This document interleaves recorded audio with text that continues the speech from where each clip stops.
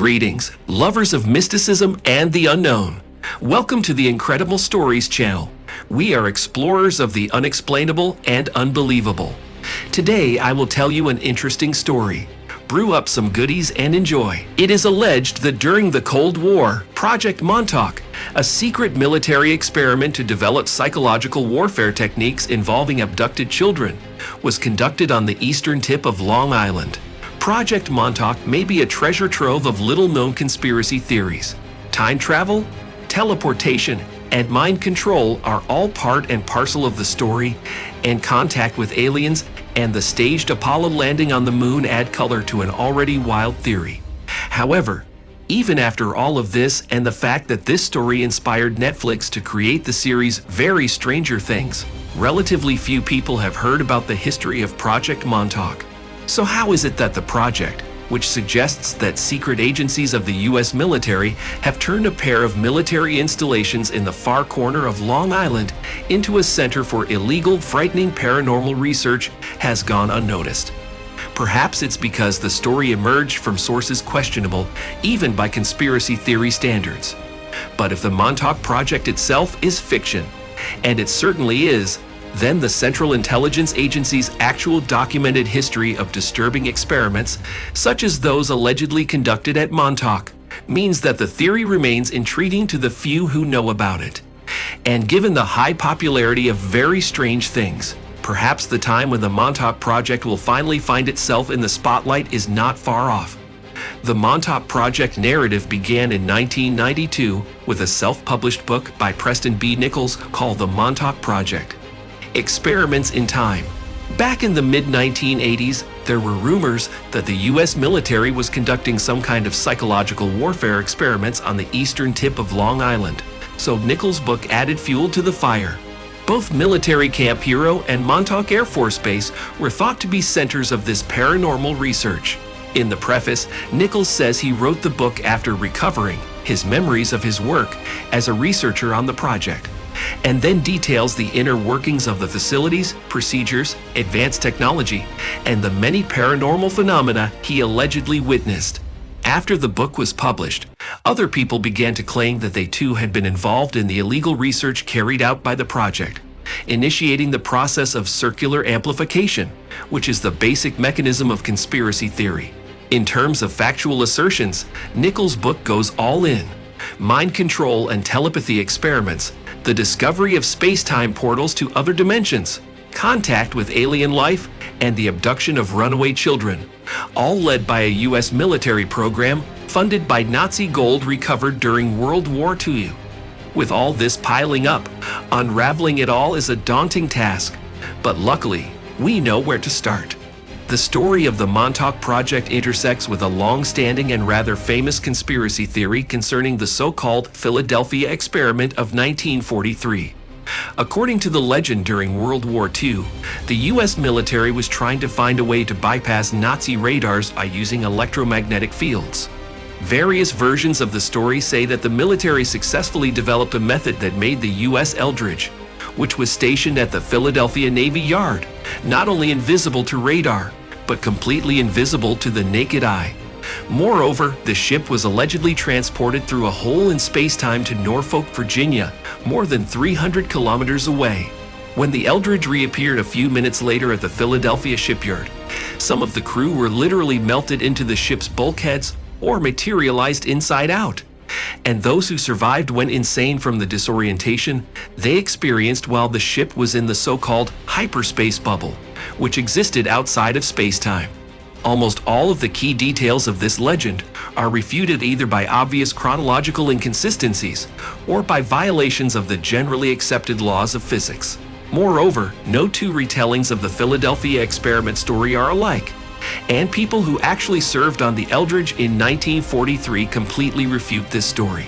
Nevertheless, this conspiracy theory hung in the air for several decades before it helped give birth to the story of Project Montauk.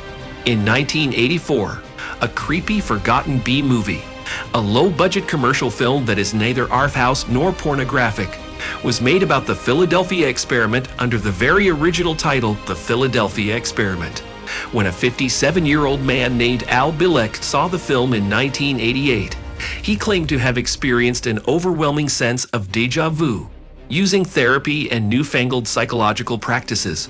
Bilek stated that he had been able to discover a vast reservoir of repressed memories of his participation not only in the Philadelphia experiment, but also in Project Montauk, and that the two events were in fact related.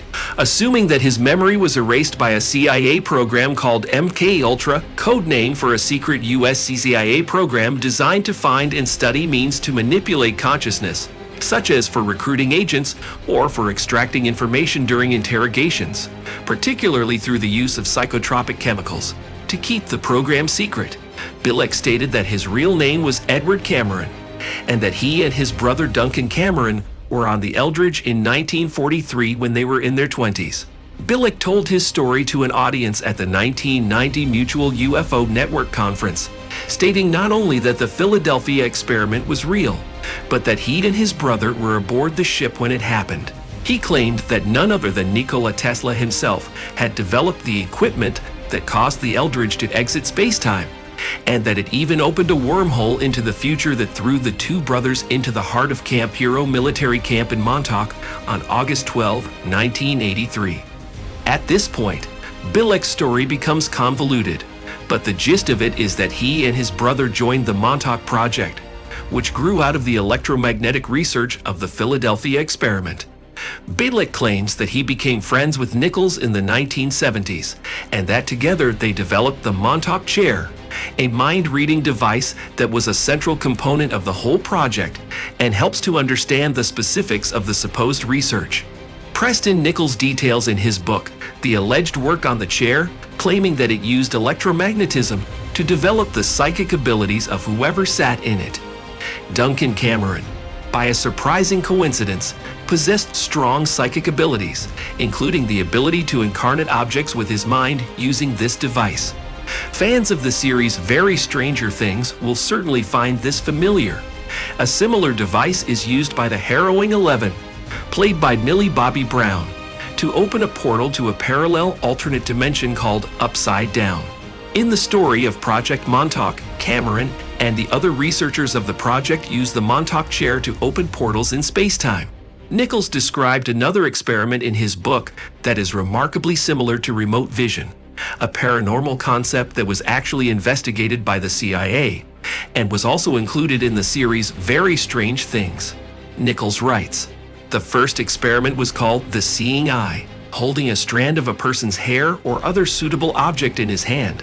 Duncan could focus on the person and see as if he could see with his eyes, hear with his ears, and feel with his body. He really could see through other people anywhere on the planet. But more than the remote vision or any of Nichols' other claims, the most shocking is the claim that young children, some were no more than 4 years old, were abducted to be used as test subjects in various experiments of Project Montauk. Nichols referred to these minors as Montauk boys and said that they were abducted from the streets or even taken from their homes. According to Nichols, these children were so psychologically broken by Project Montauk that most of them forgot about being at Camp Hero for the rest of their lives. The stories of the Montauk boys became even more intriguing when someone began to come forward and confirm them. At least one person claimed to have been able to recall his traumatic memories of the project, as Bilek and Nichols did. Stuart Swerdlow, a 52-year-old man living in Michigan, told The Sun in 2017 that he was one of those Montauk boys Nichols describes, and that he and others like him were horribly abused. When the experiments first started, they chose expendable boys from orphans, runaways, or children of drug addicts. No one was looking for those. The goal was to break your mind so they could program you. They changed the temperature from very high to very low, starved you, then overfed you. I remember being beaten with a wooden pole, and they liked to hold your head under water until you almost choked. It was effective. It made a person listen and obey their savior. They also used LSD to put our brain into an altered state. Swerdlow added that he had observed the project staff sexually abusing children to break them. Swerdlow even claimed that he and other Montauk boys were sent to Mars and to biblical times through open space-time portals. In the early days, when they were perfecting coordinate accuracy, a lot of the boys just disappeared without a trace, he said. I still have nightmares about it today. I wasn't there when Montauk's chair was turned off, but I felt it as if I myself had been suddenly unplugged. According to Nichols, all the experiments in the project ended in the early 1980s, when things went too far even for the researchers themselves. Nichols claimed that everything imagined by the person sitting in Montauk's chair would first appear on the transmitter screen and then manifest in the real world in solid or transparent form. The Montauk project was shut down after Nichols and Duncan Cameron and others rebelled against the project when something particularly sinister manifested itself. In the end, we decided we'd had enough of it. The contingency program was activated by someone walking up to Duncan as he sat in his chair and just whispering, "It's time." At that moment, he released the monster from his subconscious, and the transmitter did indeed depict a furry monster. The monster was big, hairy, hungry, and nasty. But it didn't appear in the lab underground at Ground Zero. It appeared somewhere on the base. It ate everything in sight and smashed everything in its path. Several different people saw it, but almost everyone described a different beast. Nichols said that they had to destroy all the equipment to get this creature out of our reality and send it back to the original dimension, or something like that. This was clearly the inspiration for a similar plot in Very Strange Things, where Eleven summons a monster who also starts wreaking havoc. According to Variety, series creators Matt and Russ Duffer were so inspired by Project Montauk that the original title of their hit on Netflix was simply Montauk. After director Charlie Kessler sued the brothers for allegedly plagiarizing his short film The Montauk Project, the location was changed from Long Island to suburban Indiana. Regardless of the creative differences with Kessler, the series clearly drew inspiration from Nichols' book. Is there any truth to the Montauk Project story? According to Nichols, the basement rooms of Camp Hero were filled with cement after all the equipment was destroyed and the project was shut down, and the memories of the project were suppressed in everyone involved using MK-Ultra techniques. However, the decommissioned facilities at Camp Hero still stand, attracting curious passersby and locals, regardless of what actually happened inside. The Sage Radar Complex became a prominent landmark for boats cruising around the Long Island Fork, so it remained standing when the Air Force closed the last air traffic control operations at the site in 1984, giving the place an eerie and disturbing appearance. The military, for its part, denies that anything like the Montauk Project was carried out on Long Island, but such denials do little to dissuade the faithful, since the U.S. government has repeatedly denied its research into mind control and remote vision with the same certainty as Nichols claims, until real research documents on MK-Ultra and other similar projects were declassified to prove they were real. While most locals also believe the story about the Montauk Project is fiction, they are not entirely convinced that there were no secrets at Camp Hero and the Air Force Base. Undoubtedly, the stories about all this are too embellished, said Paul Monti, president of the local Chamber of Commerce. But I have no doubt that all sorts of strange things happened there during the Cold War. Even today, the base is patrolled and guarded. Obviously, even now, they don't want people to go in there.